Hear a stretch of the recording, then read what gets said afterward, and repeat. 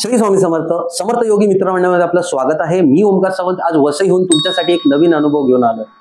तर मित्रांनो, आज आपल्या सोबत वसईहून श्री अशोक दाजी जंगले साहेब आलेले आहेत।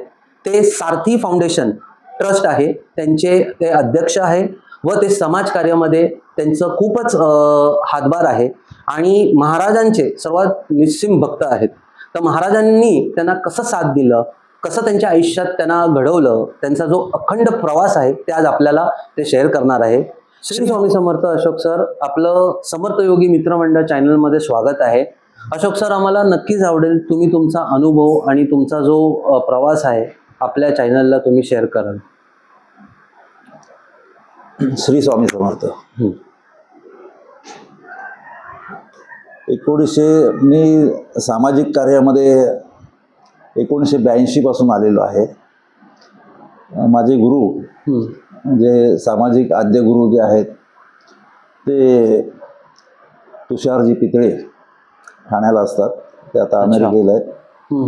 त्यांनी मला ह्या कार्याची आवड निर्माण केली त्या काळामध्ये आणि तेव्हा मी अपंगांचं त्यांच्याबरोबर कार्य करायला लागलो होतो।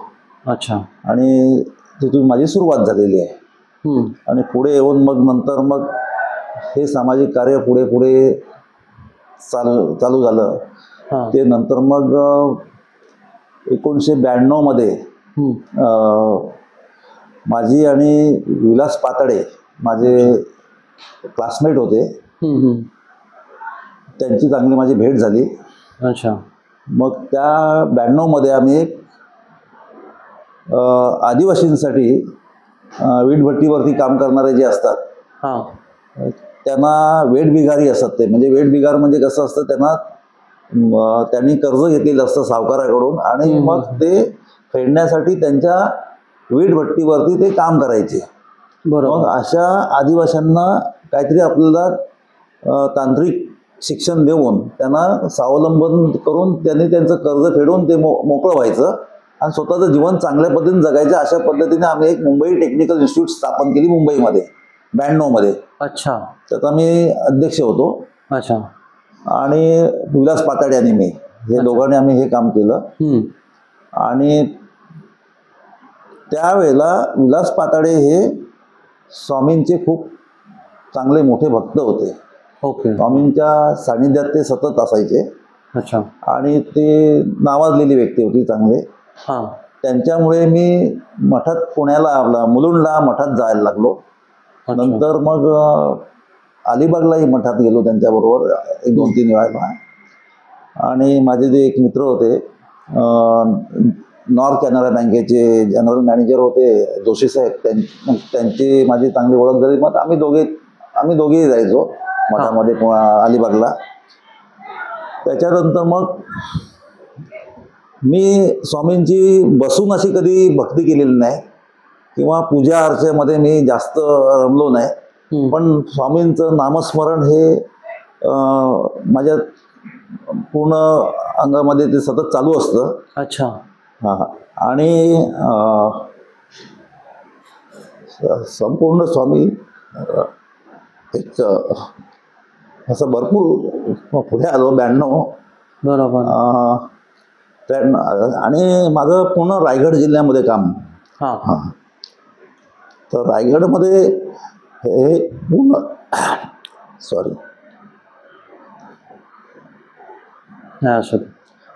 रायगडमध्ये दऱ्याखोऱ्यामध्ये काम मॅक्झिमम माझे। अच्छा। आणि कसं आहे एकटा।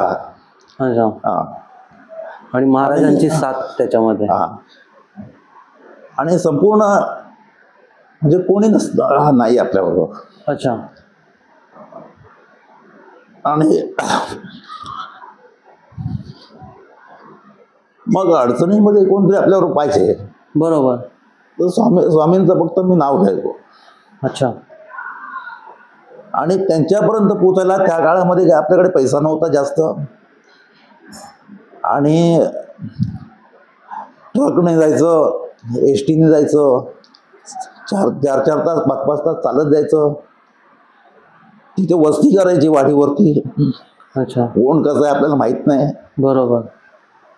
अशी अनेक संकटे येत असतात।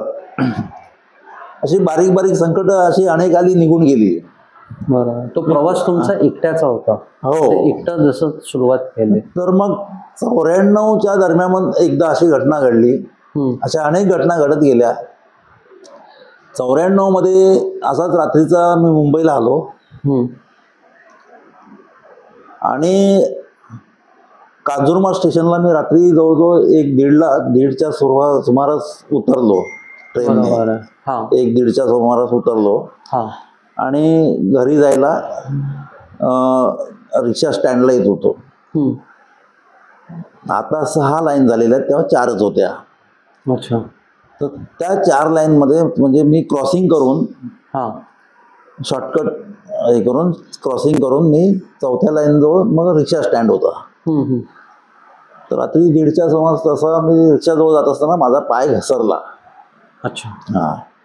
पाय घसरला म्हणजे एवढा घसरला की ते लादीमुळे मी पूर्ण असा उडालोच. म्हणजे तो फार मोठा ॲक्सिडेंट होता माझा. अच्छा. आणि म्हणजे पूर्ण पाय माझे असे दोन्ही असे वरती उडाले होते त्या लादीवरून. प्लेट्स पडलेल्या होत्या आणि त्याच्यावरून असे दोन्ही पाय उडले आणि ते 4 नंबर लाईनवर जवळजवळ मी आपटलो. अच्छा. तर मी त्यावेळेला लगेच सावरला आणि उठलो पटकन आणि रिक्षा स्टँडवर असं यायला लागलो. मला खूप लागलेलं होतं तेव्हा ॲक्च्युली. अच्छा. तर 3 लेडीज महिला अशा उभ्या होत्या त्या फाटकाच्या बाजूने पुढे. आणि मी म्हटले कोण आहे, म्हणजे तिन्ही अशा अतिशय त्यांचं तेज होतं. अच्छा. त्याच्यामधली मध्ये जी होती तिने हिरवी साडी आणि नथ घातलेली होती आणि अतिशय तेजवान होती. आणि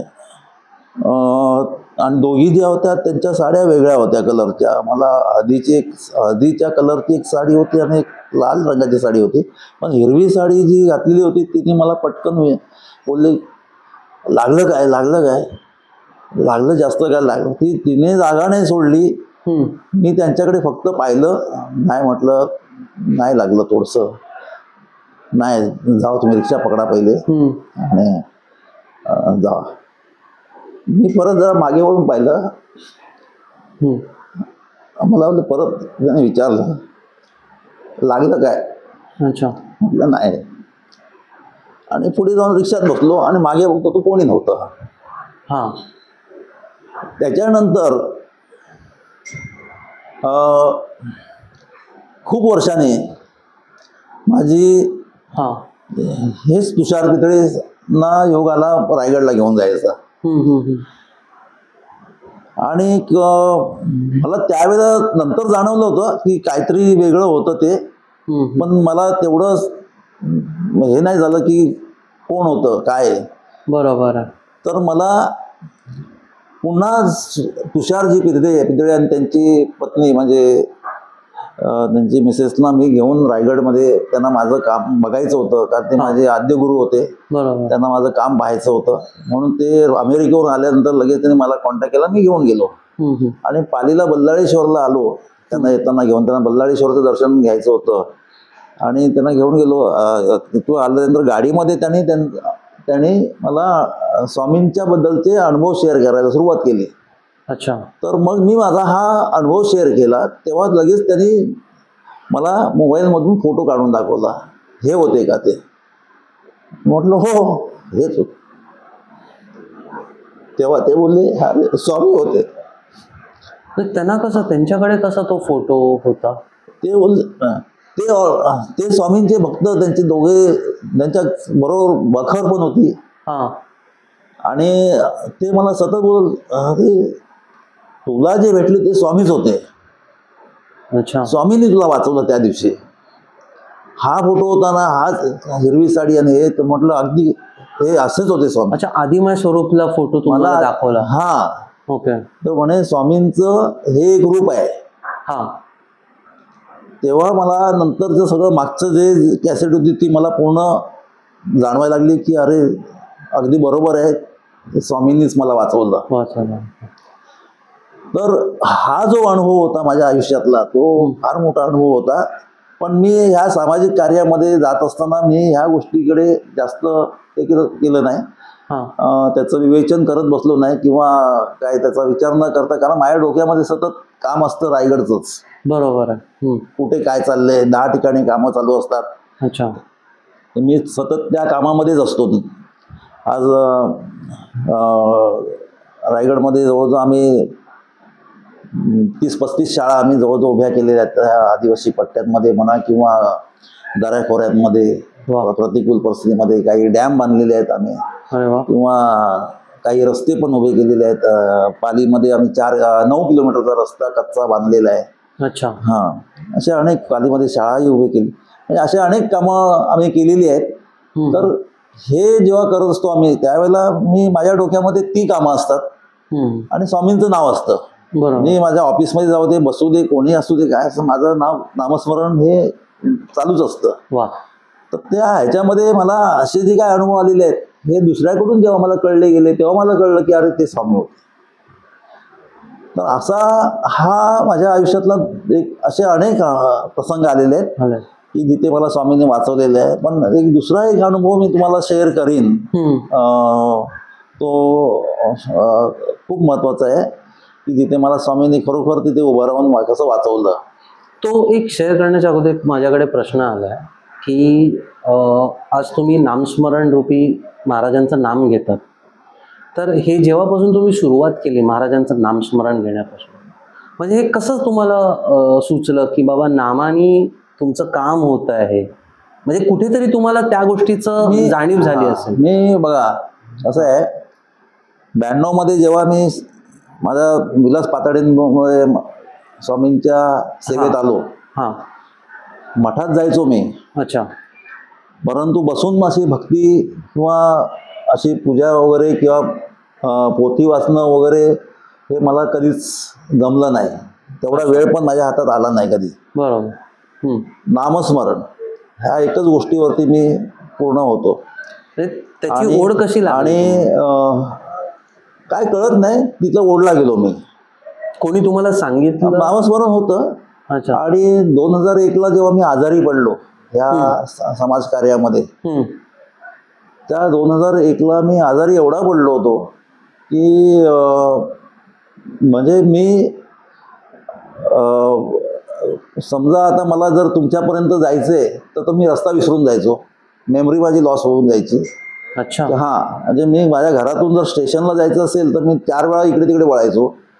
परत अर्ध्यावर गेल्यानंतर मग म्हणायचं की स्टेशन कुठे आहे असं व्हायचं आणि पुन्हा घरी यायचो. म्हणजे मी विसरूनच जायचो तेव्हा. बरोबर. आणि खूप आजारी होतो, म्हणजे मला कोणता आजार नव्हता, पण मी पूर्णपणे म्हणजे मी गेल्याच जमा होतो असा सगळं. म्हणजे तेव्हा फक्त मी स्वामींचंच नाव घ्यायचो आणि स्वामींचं नाव घेतल्यानंतर मला असं वाटायचं की अरे आता बरोबर आहे, मी बरोबर जातोय. अच्छा. म्हणजे तो एक अनुभव, म्हणजे महाराजांनी अगदी ज्वलंत अनुभव. म्हणजे मी पण मी हॉस्पिटलमध्ये ऍडमिट होतो त्यावेळेला सुद्धा मी पळून गेलो होतो मी स्वामींच्या ह्याच्याने. रायगडमध्ये किती आजारी असलो तरी मी घरी बसून राहिलो नाही किंवा मी असं झोपून नाही राहिलो, कारण मला एक माहिती होतं की मला औषध म्हणजे एकच रायगड आहे, समाजसेवा. आणि मी आजारी होतो, गाडीमध्ये मला झोपवायचे मध्ये आमचे कार्यकर्ते. आणि माझे जे कार्यकर्ते आमचे जे काही होते माझ्याबरोबर असायचे, खराडे साहेब असायचे, अजून कोणी एक विजय जांगळे साहेब होते, असे एडगे साहेब असायचे, असे वेगळे मला मध्ये झोपवायचे आणि ते घेऊन जायचे रायगडमध्ये.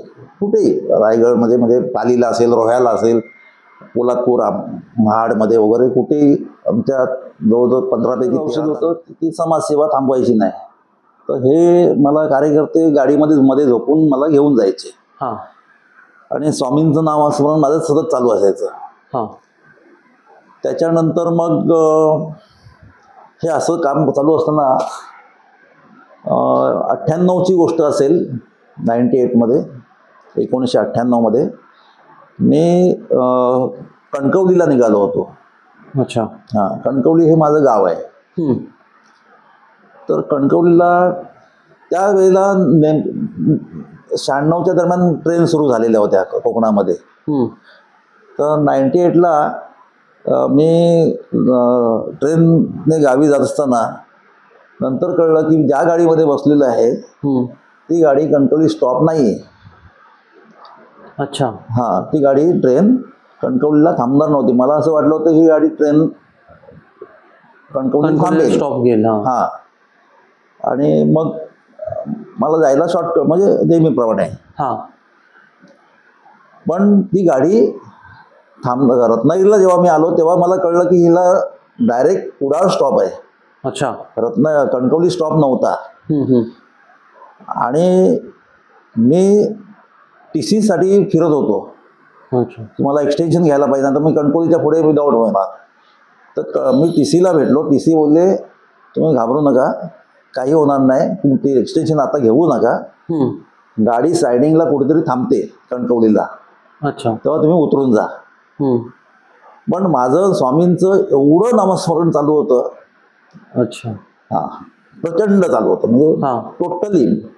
आणि जेव्हा संध्याकाळच्या जवळजवळ मला वाटलं 7:30-8 वाजलेले होते. 8 म्हणजे चांगला काळोख झालेला होता. आणि मला कणकवलीची तेवढी माहिती नाही आहे की मला तुम्ही रायगडचं जर तिथे पोहोचून तुम्ही काही विचारलं तर मी तिथल्या गल्लींची नावं पण सांगेन, बरोबर, तिथल्या माणसांची नावं सांगू शकतो. पण माझ्या गावातलं कणकवलीचं मी काहीच सांगू शकत नाही. अच्छा. फक्त माझं जाणं येणं किंवा फार्म हाऊस आहे किंवा सामाजिक कार्यासाठी थोडाफार तिथे लक्ष तेवढं आहे. बस 1-2-4 शाळा तिथे आम्ही उभ्या केलेल्या आहेत, बांधिलकी म्हणून त्या साईडला. तर मी जशी गाडी उभी राहिली तर मला माहित नाही, मी मागे बाहेर येऊन असं बघितलं स्टेशन कुठे दिसते काय, स्टेशन वगैरे काहीच नाही. तर मग मी विचार केला काय करू, म्हणजे आता ही गाडी सायडिंगला उभी राहिली, बरोबर. हां, मग मी डेअरिंग केली, बॅग घेतली आणि सरळ उतरलो. अच्छा. हां, उतरलो. 1च मिनिटामध्ये म्हटलं काय करावं आता, गाडी तर ह्या दिशेला म्हणजे कणकवली म्हणजे पुढे जाते, मग त्याच दिशेला जायला पाहिजे आपल्याला. त्याच दिशेने मी थोडासा चालत गेलो, गाडी सुरू झाली. तर लोकांना वाटलं मी आपला मागे राहिलो की काय, चुकून उतरलो आणि मी खाली राहिलो. लोक ओरडायला लागली मला. गाडी नशी निघाली तर मागच्या डब्यातला गार्ड होता, त्या गार्डने मला बघितलं, त्यांनी पण मला हाक मारली, गाडी थांबवू का, गाडी थांबवू का, 2-3दा मला विचारलं. म्हटलं नाही, तुम्ही निघा, मला इथेच जायचंय. त्याने हाताने ओके ओके केलं. आणि मी घाबरलो, कारण मला काहीच माहिती नाही. आता म्हटलं जायचं कुठे, मला ट्रॅकमधूनच जाणं गरजेचं आहे आता म्हटलं पुढे. आणि असं करून खाली असं जंगल होतं मोठं. अच्छा.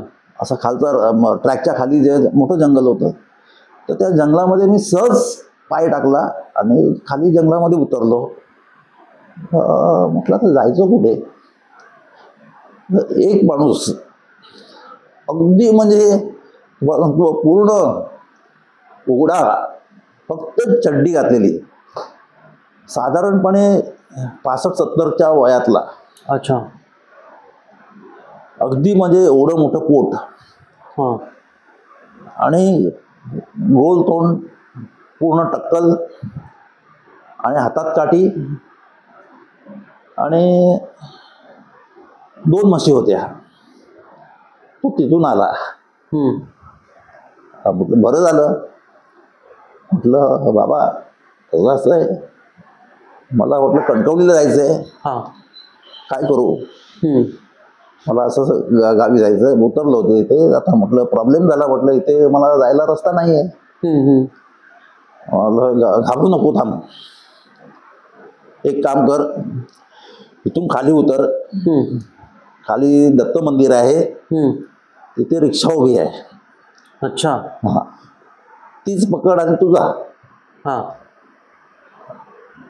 आणि त्यांचं ऐकलं मी. त्यांच्याकडे फक्त एकदाच बघितलं मी, माझ्या डोक्यात पण नव्हतं काय. खाली उतरलो, तू दत्त मंदिराकडे रिक्षा उभा आहे. अच्छा. ती एकच रिक्षा होती. एकच रिक्षा होती. अच्छा. त्याला विचारलं मी, येणार का, म्हणजे माझ्या गावाचं नाव सांगितलं करंदळे म्हणून. बरोबर आहे. तिथे येणार का? हम्म. चला म्हणे, जेवायलाच निघालो, तू जेवायला चाललोय, मला जेवणाचा टाइम झालाय, हा. थांबलोय मी, चला बसा म्हणे. बरोबर. त्यांनी तिथून रिक्षा मागे वळवली. अच्छा. मी बसल्यावर आणि कणकवलीला आल्यानंतर त्यांनी थांबवली. म्हटलं काय आलं? म्हणे तुम्हाला काहीतरी घ्यायचंय ना, खरेदी करता तर नेहमी या, काय ते तुमचं काय ते सामान घे बघा, गाडीत या. म्हटलं खरंच मला घ्यायचं होतं, पटकन होतं, कारण मी फार्म हाऊसला असं कोणच नव्हतं. अच्छा. केअरटेकर शिवाय. मी ताबडतोब थोडंसं सामान मला जे काय पाहिजे होतं ते फटाफट घेतलं आणि पुन्हा रिक्षात बसलो.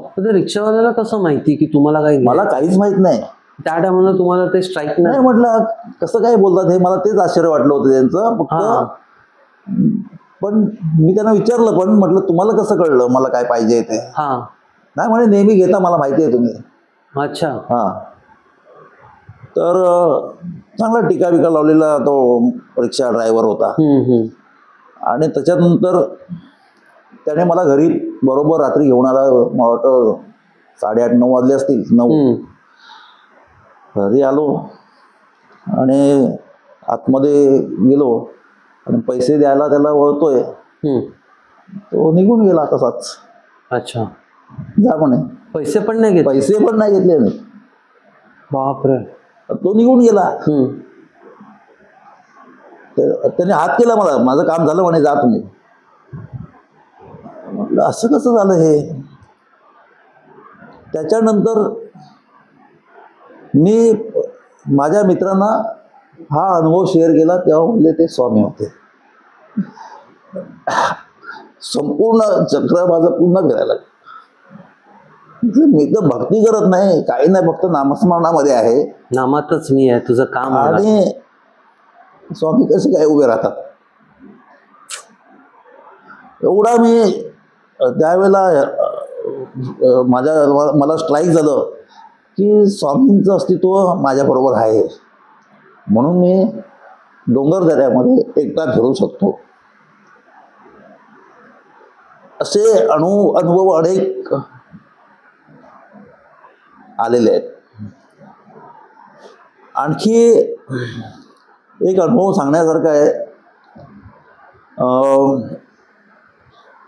रायगडमध्ये अनेक ठिकाणी बांधकामं, शाळांची कामं, काही तलावांची कामं चालू होती, कुठे काय चालू. कुठच्या सालाची गोष्ट ही? आता हे मी 2021 मधला तुम्हाला अनुभव शेअर करतो. करोनाच्या नंतर लागोपाठ करोनामध्ये ज्या वेळेला लोक घरी होती तेव्हा आम्ही बाहेर होतो. तेव्हा आम्ही लोकांच्या सेवेमध्ये होतो. माझी मुलं सुद्धा तसंच काम करत होते. माझी मुलं सुद्धा स्वामींच्या सेवेमध्ये अगदी खूप त्यांनी वाहून घेतलेलं आहे. माझी मिसेस सुद्धा शिल्पाली, ती सुद्धा अतिशय स्वामी भक्त आहे. आणि तिचीच पुण्य असेल कदाचित मला वाचवण्याची असेल कदाचित, असं पण होऊ शकतं. कारण काय, ती तर खूपच याच्यामध्ये गेलेली आहे आणि मी फक्त नामस्मरणामध्ये आहे. तर मला त्या नामस्मरणाची किंमत एवढी मोठी मिळेल असं वाटलं नव्हतं. तर कारण काय, मी कर्मयोगी आहे, म्हणजे मला कामाच्या पुढे दुसरं काही दिसत नाही. तसं म्हटलं तर मला समाजसेवेचं जे आहे, मी देवळात गेल्यानंतर, कुठे गेल्यानंतर मी 1 रुपया सुद्धा पेटीत टाकत नाही, कारण माझे खिसे रिकामे झालेले आहेत वाड्या वस्त्यांवरती. तर मी पुन्हा त्या पेटीत पैसे टाकायचे कशाला, हे देवालाच उलटा प्रश्न मी करतो मनामध्ये. तर मी पेटीत पण पैसे टाकत नाही, मी स्ट्रेट फॉरवर्ड आहे. बरोबर. हां. तर आणि मी ॲक्च्युली लहानपणापासून दत्त भक्त आहे. अच्छा. हां, म्हणजे मला ती ओढ लागलेलीच होती. दत्त भक्त मी लहानपणापासूनच होतो, खूप होतो मी. बरोबर. आणि कदाचित त्याच्यातूनच स्वामींचा उगम झाला असावा असं मला स्वतःलाच वाटतं. आणि असं पुढे पुढे येता 1920 हा करोना लागला. करोनामध्ये सुद्धा आम्हाला स्वामींचा अनुभव खूप आलेला आहे. पण 21 मध्ये जेव्हा महापूर आला, रायगड आणि चिपळूण, महाड, माणगावमध्ये प्रचंड महापूर आला. अगदी घरच्या घरं वाहून गेली. प्रचंड झालं म्हणजे ते. हा त्या काळामध्ये आम्ही जवळजवळ 7 महिने जवळजवळ मी रायगडच्या पट्ट्यामध्येच होतो. अच्छा. हा, सारथी फाउंडेशन आमचं, माझी संस्था, मी त्याचा संस्थापक अध्यक्ष आहे. हा आणि माझी 2 मुलं हा आणि आमचे काही कार्यकर्ते सुद्धा हा त्या पिरियडमध्ये तिथे होते. बरोबर आहे. आणि लोक घरातून बाहेर पडू शकत नव्हते. अशा वेळेला आम्ही लोकांना धान्य, पाण्यापासून आम्ही वाटत होतो. पाणी, माझ्या गाडीमध्ये पाण्याच्या बाटल्या हजारोनी पडलेल्या असायच्या. मी प्रत्येकाच्या घरी नेऊन पाण्याच्या बाटल्या दे, कुठे काय दे. सोलर लाईट, एक माझे मित्र होते धांडे साहेब, ते सोलर कंपनीचे मालक आहेत. अच्छा. हां, त्यांनी स्वतः डॉक्टर गोपाळ शिंदे म्हणून मेजर आहेत, फार मोठी व्यक्ती आहे डॉक्टर मेजर गोपाळ शिंदे. ते नाशिकची मोठी हस्ती आहे आणि त्यांचं हॉस्पिटल आहे. आणि जगामध्ये बऱ्याच ठिकाणी जिथे जिथे युद्ध होतात त्या ठिकाणी ते ऑर्थोपेडिक म्हणून तिथे त्यांना बोलवलं जातं, ते तिथे काम करतात. अच्छा. तेही चांगले अध्यात्मामध्ये आहेत. तर त्यांच्या मदतीने मला खूप चांगली मदत झाली. त्यांच्या मदतीने मला हे सगळं सोलरचे पण मला मदत झाली होती. तर आम्ही वाड्या वस्त्यांवरती धान्य वाटायचो, तिथे जिथे लाईट नाही, कारण लाईटचे पोल बिल सगळे वाहून गेले होते, तुटले होते, पोल असे कोलमडले होते. सावित्री नदीला प्रचंड पूर होता. आणि त्यावेळेला पूर्ण सामान घेऊन आम्ही गाडीमधून जायचो आणि त्या ठिकाणी वाटायचो. माझ्या गोडाऊनमधून रोज जवळजवळ 30-40 ट्रक माल जायचा. अच्छा. वाड्या वस्त्यांवरती पूर्ण वाटप जायचं आणि मी प्रत्यक्ष त्या वाटण्यामध्ये असायचो. तर असाच एक भाग आहे, महाबळेश्वरला जाताना जो रस्ता पोलादपूरहून लागतो, कळवण म्हणून, आणि तिथे कोसुम म्हणून एक डोंगर आहे, तिथे मी शाळा बांधलेली आहे. आणि तो डोंगर फार म्हणजे अतिशय कठीण जायला आहे वरती तिथे. आता जिथे रस्ता झालेला आहे, तर त्या कोसुममध्ये मी मी आमच्या कार्यकर्त्यांना म्हटलं इथे सोलर लाईट द्यायची आहे मला, आणि ह्यांना धान्य पण द्यायचं आहे, यांना 6 महिन्याचं आपल्याला साहित्य द्यायचं आहे, कारण हे लोक खाली येऊ शकत नाही. तर लोक बोलायला नाही, अजिबात नाही, पावसाचे दिवस आहेत, महापूर आलेला आहे आणि वरती तुम्ही जाऊ नका. तर माझ्याबरोबर सोलर कंपनीचे जे मालक होते ते डॉक्टर मेजर गोपाळ शिंदे साहेब होते आणि आम्ही तिघांनी ठरवलं की आम्ही जायचं वरती. बाकीचे सगळे गाडीमध्येच थांबले आणि आम्ही तिघेच फक्त बाहेर पडलो. तर डॉक्टर गोपाळ शिंदे आणि धांडे साहेब हे दुसऱ्या वाटेने गेले, दुसऱ्या रस्त्याने गेले. आणि तिथला एक गावकरी पोरगा होता जो साधारणपणे 15-1 वर्षाचाच असेल तो. अच्छा. आम्ही दोघे जण, तो पोरगा बोलला, सर आपण दुसऱ्या वाटेने जाऊ, चांगल्या जरा त्यातल्या चांगली वाट असेल, तुम्हाला बरं पडेल ते. ते सगळे यंग होते, त्याच्यामुळे त्यांना ते शक्य होतं. पण मी माझ्या वयाची बंधन कधी मी कुठच्या डोंगरावर चढायचं म्हणून मी कधी आणलेलं नाही. मी कुठचंही डोंगर असू दे, नाही तर काडे कपारे असू दे, मी माझ्याकडे बघू नका, तुम्ही पुढे चला, मी सरळ चालतो. मी कधीच विचार केला नाही की इथे पडीन किंवा इथे जाडीन. अगदी म्हणजे पूर्ण डोंगरावर घासरून आलेला खाली आहे आणि ह्याच्या पलीकडे जायचं कसं, मी खाली जाईन हा पण विचार केला नाही, त्यातून पण मी निघून गेलेलो आहे. एवढ्या प्रचंड परिस्थितीमध्ये मी आणि चॅलेंजेबल कामं जेवढी असतील तेवढीच मी स्वीकारलेली आहे. बरोबर आहे. आणि ही स्वामींची कृपा आहे खरंच. तर त्या कोसुममध्ये मी जात असताना जो पाऊस होता प्रचंड नंतर सुरू झालेला, तर त्या पावसामध्ये वरती जात असताना छत्री माझी होती आणि तो पोरगा, आणि पावसाचं प्रमाण एवढं वाढलं म्हणजे ढगफुटी झालेली होती, अक्षरशः ढगफुटी होती. आणि डोंगरावरून पाणी जे यायला लागलं नंतर, ते आमच्या दिशेने पाणी येत होतं. ते बघता बघता एवढं पाणी वाढलं, रस्त्या डोंगरावरून येणार पाणी, आम्हाला चालायला पण कठीण व्हायला लागलं. छत्री तर म्हणजे कुठच्या कुठे वाऱ्याने उडत होती. आणि अशा ह्याच्यात विजांचा कडकडाट चालू होता. वीज पडेलच असं वाटलं, आणि एक क्षण पुढे गेलो त्या डोंगरातूनच चालताना आणि वीज कोसळली म्हणजे माझ्यापासून हार्डली 1-1.5 मीटर अंतरावरतीच ती पडली. आणि माझ्या छत्रीला पण शॉक आला, कारण ती लोखंडी बार होता छत्रीचा, त्याला शॉक आला. मी छत्री सोडली आणि जोरात मी ओरडलो स्वामी म्हणून. अच्छा. हा. आणि असा फेकला गेलो. जिथे पाण्याचा लोंढा होता त्या लोंढ्याजवळ मी फेकला गेलो, पण माझा हात टेकला आणि मी परत चांगला होता जसा उभा राहिलो. तो पोरगा होता तो तिथला ग्रामीण भागात, तो व्यवस्थित पुढे गेलेला होता. तो लगेच मागे आला होता. सर काय आलं? म्हटलं काय नाही. सर वीज पडली. म्हटलं हो. वाचलात म्हणे. मला बोलतो तुम्ही वाचलात? तर मग बोलतो तो, सर कशासाठी वरती जात आहे? कोणासाठी जात आहे? जीव जाईल तुमचा. तो 15 वर्षाचा पोरगा मला बोलतो, सर जीव जाईल, तुम्ही हे कोणासाठी ओझं घेऊन डोक्यावर चाललात? तुम्ही जावा गाडीत बसा परत. म्हटलं हे बघ, त्यांचं काम करतो म्हणून मी वाचलोय. खरंच हे मला तेव्हा मला पूर्ण खात्री झाली की स्वामींनी मला वाचवलं. बरोबर. 1.5 मीटर 2 मीटर अंतरावरची वीज पडली, मला शॉक बसला, मी उडालो आणि त्याच्यात माझा कोळसा व्हायला पाहिजे होता. तो मी जसाच तसा पुन्हा सावरलो आणि पुन्हा वरती जाऊन सगळं वाटून मी खाली आलो. अशक्य ही शक्य करतात स्वामी. हे असे अनुभव जे आहेत स्वामींच्या बाबतीतले माझे प्रचंड आहेत. त्याच्यामुळे मी नामस्मरणामध्ये सतत राहिलेलो आहे. बरोबर. असं बसून त्यांची भक्ती केली नाही. आता मी जस्ट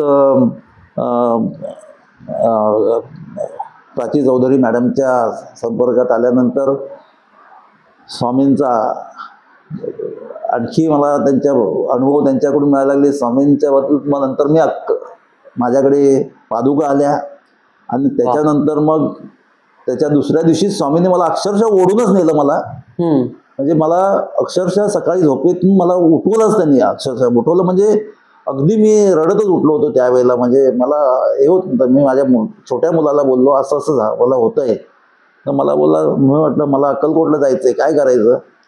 आताची गोष्ट. अच्छा. मला वाटतं मार्च मधली, मागच्या मार्च मधली. तर मला मुलगा बोलला, जायचंय ना तुम्हाला अक्कलकोटला? मग मला स्वामींचं बोलावणं आलेलं आहे, चला. कालच पादुका होत्या आपल्याकडे, तुम्हाला आज बोलावणं आलेलं आहे. आम्ही त्या दिवशी, मला माहीत नव्हतं मुलाला माझ्या दुसऱ्या दिवशी जायचं होतं कोइंबतूरला. पण तरी पण मी त्याच दिवशी त्यांनी मला गाडी पकडली आणि आम्ही अक्कलकोटला गेलो, दर्शन घेतलं. आणि तिथे मॅडमने, प्राची चौधरी मॅडमने तिकडे फोन केला. तिकडे व्यंकटेश्वर स्वामी आमचे पुजारी होते, त्यांनी पण स्वामींसारखेच मला वाटले. स्वामी दर्शन दिलं, त्यांनी माझा सत्कार केला तिथे. आणि त्याच्यानंतर मग आम्ही पुन्हा मुंबईला आला. त्याच्यानंतर हा मुलगा माझा लगेच बॅगा भरून निघायला लागला. म्हटलं तू कुठं आला? बोलतो मला अर्जंट आहे, जायचं आहे. म्हटलं अरे मग कशाला आला तुम्हाला? नाही, स्वामींचं बोलावणं होतं, तुम्हाला काय नाही मला काय, निघालो. तर अशा पद्धतीने स्वामी हे आपण फक्त एक चांगल्या नीतीने म्हणा किंवा प्रामाणिकपणाने जर आपण काम केलं आणि त्यांचं नामस्मरण केलं तरी ते सोबत राहतात. खरंच. हा एक माझा चांगला स्वतःचा अनुभव आहे. आणि त्यांच्या सानिध्यात राहून आणि नंतर थोडं पुढे येऊन शंकर महाराज कधी घरात आले हे पण मला कळलं नाही. तेही आले घरामध्ये आता माझ्याकडे. त्यांचंही आता मालक जिथे तिथे चालक येतात. तर अशा पद्धतीने स्वामी हे अखंड तुम्हाला साथ दिली. हो, स्वामी खूप साथ दिलेली. खरंच तुमचा हा अनुभव ऐकून ना म्हणजे असं वाटलं ना, म्हणजे हा संपूच नाही, असं वाटतं की अजूनच आपण ऐकत राहावं. एक म्हणतात ना की समुद्रातलं पाणी संपेल पण महाराजांचे अनुभव कधीच संपणार नाही, अशातला विषय आहे. आणि सर खरंच खूप खूप धन्यवाद, तुम्ही आमच्या चॅनलला भेट दिली आणि महाराजांचे, आपल्या माऊलीचा तुम्ही अनुभव शेअर केला आणि तुम्हाला खरंच तुमच्या कामासाठी शुभेच्छा. आणि आपण पाली जिल्हा रायगड इथे मठ स्थापनेचा पण प्रयत्न करत आहे. तर त्यासाठी सर तुम्ही आम्हाला जे पण काही सहकार्य करतील तर ते फारच आनंद होईल. महाराजांच्या कृपेने आम्हाला जे काही सहकार्य मिळेल आम्हाला त्याच्यावरती खरंच खूप आनंद होईल. आता एक सांगतो हा की बरेच वर्षापासून माझ्या पण मठाचं डोक्यामध्ये आहे. अच्छा. पण आणि ते फक्त मी प्राची चौधरी मॅडमशी शेअर केलं होतं मी. अच्छा. माझ्या मुलांना पण मी हे कधी बोललो नाही हा की मला स्वामींचा मठ किंवा मला काय करायचं. प्रत्येक ठिकाणी मठाला चालक असतो, मालक असतो. तर मी स्वामींनाच चालक आणि मालक करून तो मठ उभा करायचा डोक्यामध्ये घेऊन दादर सारख्या ठिकाणी कुठेतरी मला करायचं आहे. त्या दृष्टिकोनातून बरीच वर्ष माझा प्रयत्न चालू आहे. खूप छान. आणि त्या दृष्टिकोनातून मला त्यावेळेला जेव्हा पादुका येऊन गेल्या त्याच्यानंतर मला काही त्यांच्याकडून थोडं काही स्वप्नामध्ये काही गोष्टी पण पुढे आल्या. स्वप्न नव्हतं ते जाग्यापणेच मला त्यांनी ते केल्यानंतर मी मग अक्कलकोटला निघून गेलो होतो. बरोबर आहे. आणि त्याच्यानंतर मला जे काही क्रम होता त्याचा त्या क्रमानुसार पुढे काही घटना घडत गेल्या तर तो कदाचित दादर सारख्या ठिकाणी स्वामींचा चालक मालक असा कुठचा न राहता स्वतःच स्वामी मालक असलेला एक मठ मोठा तयार होईल त्या ठिकाणी असं मला संपूर्ण खात्री आहे. नक्कीच नक्कीच. महाराजांची इच्छा असेल तर महाराज एका क्षणात सगळ्या गोष्टी करू शकतात आणि वेळ आल्यावरती ती नक्कीच इच्छा तुमची आहे मनातली पूर्ण होईल. तर मित्रांनो, फारच अनुभव ऐकून म्हणजे मी काय बोलूच नाही शकत, शब्दच नाही आहे कुठल्या गोष्टीचा. आणि एवढंच तुम्हाला मी सांगतो की महाराजांचं नाव घ्या, नाम घ्या, नामस्मरण करा. नाम घेतलं तर तुमचं काम होईल. आजच्या या अनुभवावरूनच आपल्याला कळतं, नाम लेंगे तो काम होगा. महाराजांच्या नामातच सगळं आहे. हे सगळं विश्व त्यांच्यामध्ये व्यापून आहेत आणि ते या विश्वाचे अधिपत्य आहेत, ब्रह्मांड नायक आहेत. ब्रह्मांड नायकांचं नाव घेतलं तर तुमचं काम होणारच. तर अशाच प्रकारे तुम्हाला देखील महाराजांचा अनुभव आला असेल तर तुम्ही नक्कीच आमच्या चॅनलला संपर्क करा, माझ्या दिलेल्या नंबरवरती कॉल करा. आपण अनुभव आपल्या या चॅनलच्या माध्यमातून शेअर करू. आणि पाली जिल्हा रायगड इथे आपण मठ बांधण्याचा जो प्रयत्न चालू आहे त्याचा देखील तुम्हाला जर डिटेल पाहिजे असेल तर दिलेल्या नंबरवरती कॉल करा, संपर्क करा. तोपर्यंत श्री स्वामी समर्थ. जय जय श्री स्वामी समर्थ.